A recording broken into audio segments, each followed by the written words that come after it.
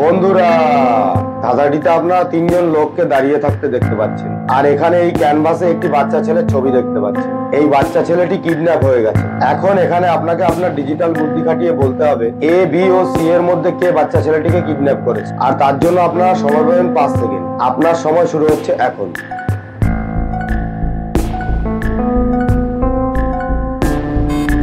আশা করি অনেকেই অনুমান করতে পেরেছেন। যারা অনুমান করতে পেরেছেন তারা কমেন্ট করে জানান। বাকিরা ধাঁধাটিকে শেষ পর্যন্ত দেখুন। আমাদের চ্যানেলটি সাবস্ক্রাইব করে আমাদের সঙ্গে থাকুন। ভালো করে লক্ষ্য করে দেখুন, সি বাচ্চা ছেলেটিকে কিডন্যাপ করেছে, কারণ তিনি বাচ্চা ছেলেটিকে কিডন্যাপ করে তার টুপিটি নিজে পরেছেন। এবার এই প্লেটটি থেকে একটি সিঙ্গারা সরিয়ে নিলাম, তারপরে প্লেটগুলি ঘুরতে লাগলো। এখন আপনার কাজ হলো প্লেটগুলির উপরে নজর রাখা, যেমন এই মেয়েটি রেখেছে।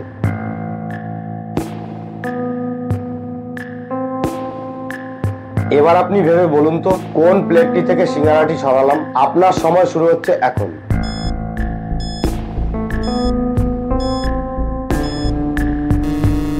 আশা করি অনেকেই বুঝতে পেরে গেছেন।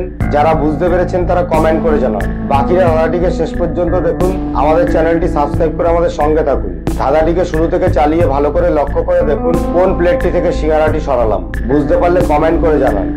ধাঁধাটিতে আপনারা একটি ছেলেকে অফিসের মধ্যে দাঁড়িয়ে থাকতে দেখতে পাচ্ছেন। ছেলেটির আজ অফিসের কাজ সারতে অনেক রাত হয়ে গেছে। কাজ শেষ করে সে বাড়ি যাওয়ার জন্য রওনা দিল। অনেকক্ষণ বাস স্ট্যান্ডে দাঁড়িয়ে বাসের জন্য অপেক্ষা করবার পরেও ছেলেটি কোনো বাস পেল না। তাই সে হেঁটে হেঁটেই বাড়ির উদ্দেশ্যে রওনা দিল। রাস্তায় হঠাৎ করে প্রচন্ড বৃষ্টি নেমে গেল। ছেলেটি আশ্রয় খুঁজতে লাগলো। কিছু দূর গিয়ে সে দুটি বাড়ি দেখতে পেল, কিন্তু সে বুঝতে পারছিল না কোন বাড়িটিতে লোকজন আছে। এবার এখানে আপনি আপনার ডিজিটাল বুদ্ধি খাটিয়ে বলুন তো 1 ও 2 নম্বরের মধ্যে কোন বাড়িটিতে লোকজন আছে। আপনার সময় শুরু হচ্ছে এখন।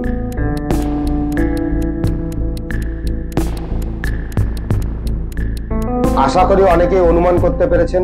যারা অনুমান করতে পেরেছেন তারা কমেন্ট করে জানান। বাকিরা ধাঁধাটিকে শেষ পর্যন্ত দেখুন।